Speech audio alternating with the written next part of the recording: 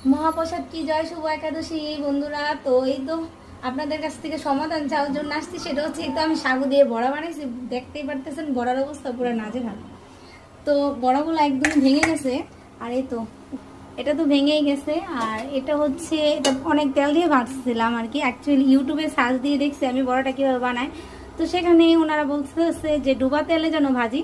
তো ডুবা তেলে ভাজতে গিয়ে এই যে আমার এই অবস্থা হয়েছে, মানে বড়াগুলো ভেঙে গেছে।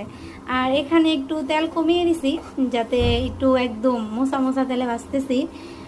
তো এর ক্ষেত্রে এটা আবার ভাঙে নাই, কিন্তু অনেক সাবধানতার সাথে যে এটাকে উল্টাতে হইতেছে।